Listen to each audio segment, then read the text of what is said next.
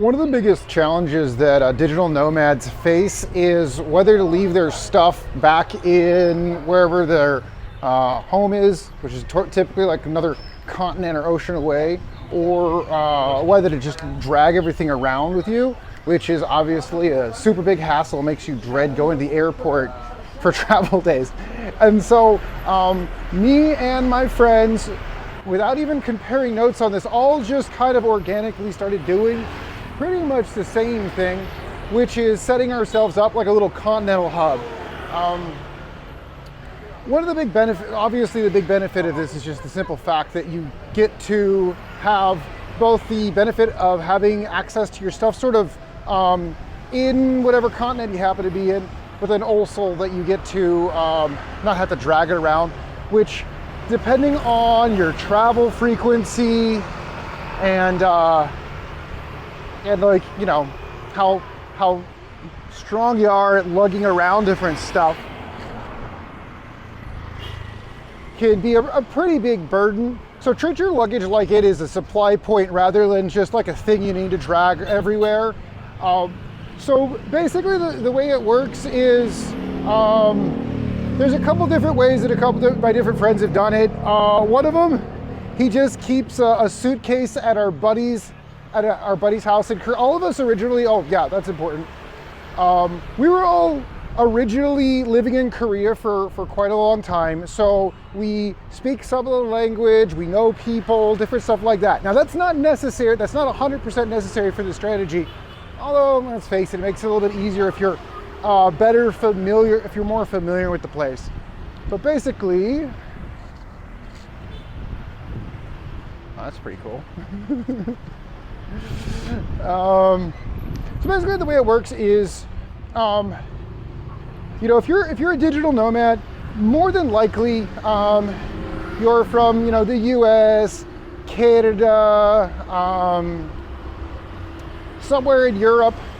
Oddly enough, I've been running into a lot of Latin Americans out here too, so it's so good on you guys. Good, you know, shout out to Colombia and Brazil for getting people out there and traveling around Southeast Asia. But either way, you are, you know, you're pretty far from home, and so there's two key things about that. One, it's kind of a, you know, it's kind of a hassle to ship things back and forth.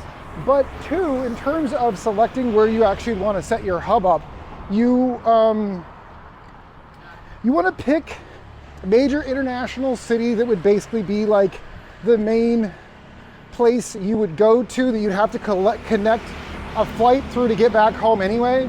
So like I said, a lot of us, it was pretty easy to pick Korea, another great option, but you really are just looking at one of the places that has a lot of international flights. And so Japan is a great one if you're traveling between Asia and the United States or Europe. Thailand has a lot of connecting flights.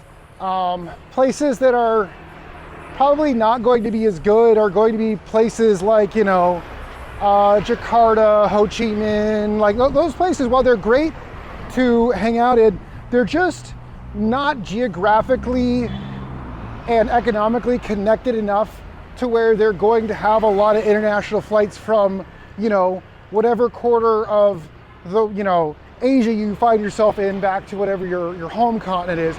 So that's one of the major considerations, is you don't want to just go for like cheap, unless you are planning on just constantly going in and out of Bangkok no matter what, which I haven't really seen a lot of direct flights from Bangkok back to the US. So that one may or may not be a good one. But the point is, you got to customize this out a little bit yourself, do some research.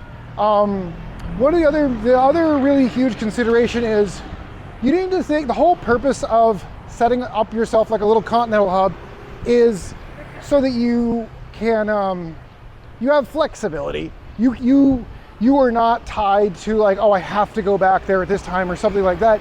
I got my storage unit in South Korea, and when I did that, I prepaid 6 months just so like I could just put all my stuff away and then just forget about it. But one of the other major considerations you need to have is making sure that, like, because it's going to be a country you're not physically in most of the time, you need to make sure that you have some sort of way set up to easily pay them. And even though it's, as of the recording of this video, it's about to be 2026, and you think everything like is financially connected. Sometimes it is, sometimes it isn't.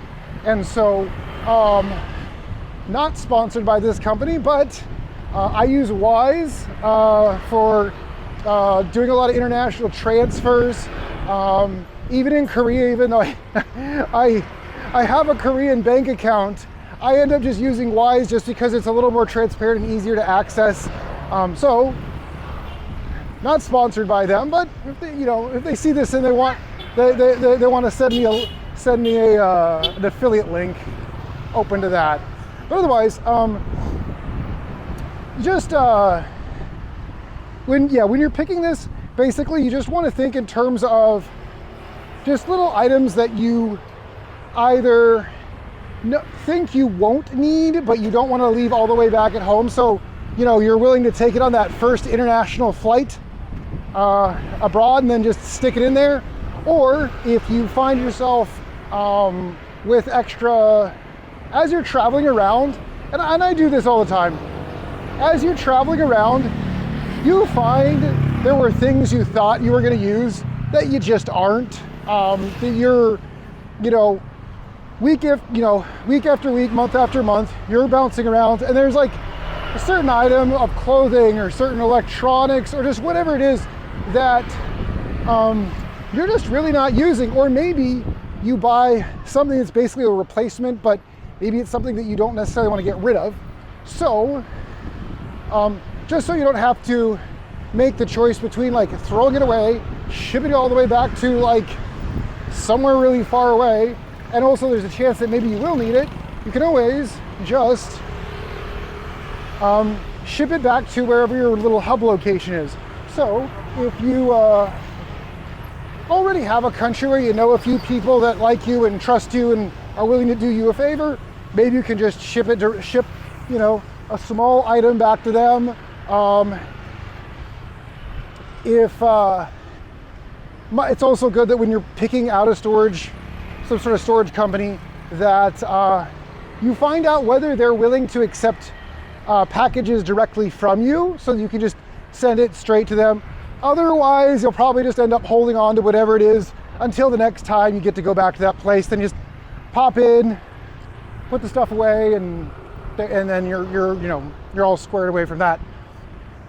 But one of the other key things, the big reason to do something like this is, especially if you're a digital nomad, chances are pretty good you're trying to mostly travel in places that are worn year round. So you're probably not carrying around a lot of winter stuff, jackets, suits and stuff like that, but you still want to kind of have them locally available. And so that would be one of the key things, especially if you are already intending on like attending something that's in, back in the US, for example, or something like that, that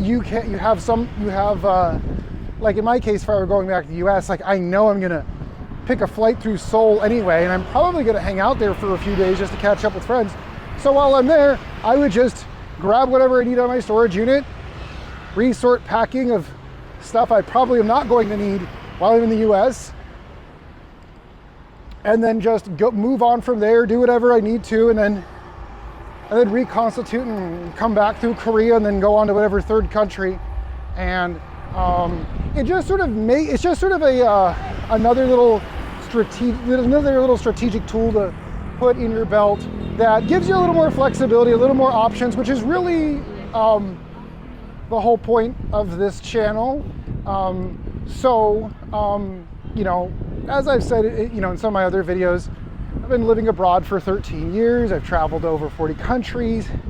Pretty much all my friends, everybody I know, we all do this stuff. And so it's like we have a little think tank of best practices for long-term travel, and we're constantly like sharing it and coming up with different stuff and trying new stuff. So a lot of this has come out of trial and error and comparing notes with friends. So a lot of knowledge and wisdom. So even though this is a very small channel, if you happen to be watching it, happen to have made it all the way through,